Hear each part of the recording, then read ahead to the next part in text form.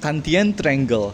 Kantian Triangle menjelaskan tiga unsur utama yang menjelaskan kenapa negara-negara itu berdamai. Tiga unsur utama tersebut adalah demokrasi, organisasi internasional, dan interdependensi ekonomi. Yang pertama demokrasi. Demokrasi itu menjelaskan bahwa negara-negara yang demokratis itu cenderung berdamai satu sama lain, yang mana konsep ini dijelaskan lebih lanjut dalam teori democratic peace. Yang kedua adalah organisasi internasional. Bahwasannya organisasi internasional itu adalah ruang yang bagus bagi negara-negara untuk berdiplomasi, menjalin hubungan, dan bahkan untuk menjadi media dalam mereka menyatukan kepentingan-kepentingan mereka yang bisa saja bertabrakan. Yang ketiga adalah interdependensi ekonomi. Kenapa? Bahwasannya hubungan-hubungan komersil antar negara, bisa saja itu kerjasama perdagangan atau bahkan ekspor-impor, itu membentuk hubungan politik yang kokoh. Teori ini dicetus oleh Immanuel Kant pada 1795 yang mana ia menjelaskan kenapa negara-negara itu berdamai sementara yang lainnya berkonflik. Teori Kantian Triangle ini cenderung bersifat tradisionalis karena berakar pada pemikiran filosofis tentang hubungan antar negara dan bagaimana struktur internasional, norma, dan institusi itu mempengaruhi perilaku negara. Oke, selanjutnya ada implementasi dari teori Kantian Triangle oleh Immanuel Kant. Teori ini dapat diimplementasikan ketika ingin mencapai perdamaian abadi melalui kerjasama internasional ataupun demokrasi yang bersifat universal. Kant berpendapat bahwa perdamaian abadi bisa tercipta melewati proses demokrasi universal dan kerjasama internasional. Implementasi dari teori ini yaitu dengan menyokong dan mendukung prinsip-prinsip demokrasi, berkontribusi dalam kerjasama internasional, dan menghormati keragaman budaya tanpa harus memperlakukan negara lain sebagai alat untuk mencapai tujuan pribadi, demi meraih perdamaian dunia. Comparative Advantage Theory by David Ricardo. Teori ini berdasarkan pada perbedaan struktur biaya negara dalam perdagangan. Perbedaan biaya produksi antar negara dalam perdagangan memungkinkan negara-negara untuk meningkatkan efisiensi produksi dan tetap menguntungkan. Teori ini dibangun karena beberapa asumsi yang telah disederhanakan, yaitu hanya ada dua negara dan dua barang, perdagangan bebas, tenaga kerja hanya dapat bergerak di dalam negara, biaya produksi yang stabil tanpa biaya transportasi, dan tidak ada perkembangan teknologi. Comparative Advantage Theory oleh David Ricardo dalam bukunya The Principles of Political Economy and Taxation pada tahun 1817 mengkritik teori keunggulan mutlak milik Adam Smith. Teori keunggulan komparatif lebih condong pada behavioralism karena mengandalkan data dan fakta yang penting bagi efisiensi produksi dan kerjasama antar negara. Selanjutnya ada Comparative Advantage Theory oleh David Ricardo. Contoh implementasi nyata teori ini ialah di saat Tiongkok menghasilkan teh dan porselen sedangkan Inggris menghasilkan suku cadang mesin. Dengan berpusat pada produksi barang-barang yang lebih murah untuk diproduksi, kedua negara ini bisa saling mendapatkan profit di dalam perdagangan internasional dengan membandingkan kedua harganya.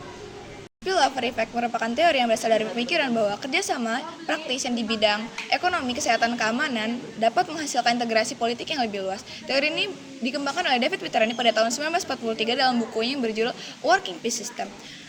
Teori ini bermula dari respon mitranya terhadap perang dan ketegangan internasional dengan tujuan untuk menyelesaikan konflik melalui kerjasama praktis sebagai fondasi perdamaian dan kestabilan internasional. Teori ini lebih cenderung kepada pendekatan behaviorism dalam studi hubungan internasional dibandingkan teori tradisionalism. Karena teori ini cenderung bersifat objektif, empiris, dan sesuai fakta.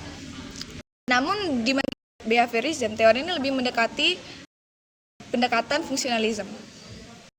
Jadi di sini aku pengen ngasih tahu mengenai implementasi dari teori spillover effect yang diungkapkan oleh David Petrani. Jadi di sini ambil contoh dari Uni Eropa, yaitu di mana Uni Eropa itu harus melakukan kerjasama di bidang kesehatan maupun di bidang ekonomi sehingga hal tersebut tuh bisa menjaga integrasi di dalam negara Uni Eropa itu sendiri. Jadi regional security merupakan teori yang berkaitan dengan isu-isu, konflik, dan juga stabilitas negara-negara di wilayah regional. Awal mula teori ini tuh berasal dari Perang Dunia Kedua dan juga pasca Perang Dingin, di mana fokus dari keamanan global ini berubah sehingga menciptakan suatu teori yang disebut sebagai regional security ini. Berdasarkan buku dari Kenneth Walsh yaitu Theory of International Relation, di mana dia berkata bahwa struktural realisme berkata bahwasannya sistem internasional tidak dapat mengatur wilayah-wilayah atau negara-negara secara regional sehingga negara tersebut harus memiliki kekuatan sendiri. Oleh karena itu, teori ini sejalan dengan teori Barry Buchan yaitu Regional Security Complex yang berkata bahwasannya negara-negara dengan regional yang yang dekat dan juga geografis yang dekat justru lebih mudah untuk berkonflik. Karena itu, menurut saya, teori ini berkaitan dengan tradisionalisme karena berkaitan dengan sejarah-sejarah dan juga berkaitan dengan historis yang ada dari keamanan global di dunia ini. Jadi selanjutnya itu aku mau ngasih contoh juga mengenai implementasi dari teori Kenneth Walls, yaitu regional security. Jadi sini aku ngambil contoh dari ASEAN, di mana kekuatan atau kestabilan di keamanan di negara ASEAN itu dipengaruhi oleh negara-negara besar. Jadi ASEAN itu kalau pengen kestabilan negaranya itu tetap terjaga, mereka tuh harus menjaga keseimbangan power mereka. Teori security dilemma milik John Rawls merupakan sebuah gagasan atau upaya menolong diri sendiri di suatu negara demi meningkatkan keamanan di negaranya. Hal ini berakibatkan ketidakamanan di suatu negara karena memiliki potensi ancaman. Lahirnya teori ini dicatatkan di buku oleh John Rawls pada tahun 1951, di mana sebuah kelompok atau individu meningkatkan keamanannya sendiri agar mereka merasa bebas terhadap ancaman, akan berakibatkan mereka yang di kelompok lain itu merasa tidak aman serta memaksakan diri untuk menegakkan keamanan mereka tersebut. Hal ini terciptalah sebuah lingkaran setan serta akumulasi kekuasaan yang terus berlanjut. Teori security dilemma milik John Rawls cenderung ke pendekatan tradisionalisme, di mana dia memiliki aspek tradisionalisme yaitu berpola atau meluang dalam sejarah. Implementasi dari teori security dilemma adalah kasus yang masih banyak berbincangkan hingga saat ini, yaitu konflik antara Rusia dan Ukraina. Mengapa dikatakan demikian? Karena konflik tersebut, yaitu negara yang meningkatkan keamanannya dianggap mengancam negara lain, sehingga negara lain tersebut pun mengikuti meningkatkan keamanannya dalam bidang militer maupun persenjataan. Game teori adalah teori mengenai strategi interaksi antar aktor, di mana mereka akan membuat prediksi dan strategi mengenai bagaimana aktor akan bertindak dalam mengambil keputusan sehingga mereka dapat mendapatkan keuntungan paling besar. Teori ini pertama muncul dalam buku milik John von Neumann dan Oscar Morgenstern dalam paper mereka yang berjudul Theory of Games and Economic Behavior. Di sini mereka menjabarkan bahwa untuk menyelesaikan masalah dalam ekonomi, maka diperlukan strategi dan kalkulasi matematika sehingga suatu aktor dapat memperoleh profit dan keuntungan yang banyak.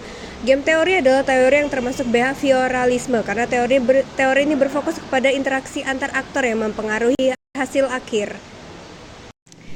Pengimplikasian dari game teori adalah rivalitas antara Grab dan Gojek, di mana kedua aplikasi ini merupakan aplikasi transportasi secara online di wilayah yang sama. Nah, pengimplikasian dari game teori ini yaitu pembuatan strategi antara satu aplikasi dan aplikasi lainnya guna meningkatkan promosi, kualitas, serta perluasan wilayah yang mendukung. Nah, itu pembahasan teori dari kami. Kalau ada pertanyaan silahkan tulis di komen. Wassalamualaikum warahmatullahi wabarakatuh.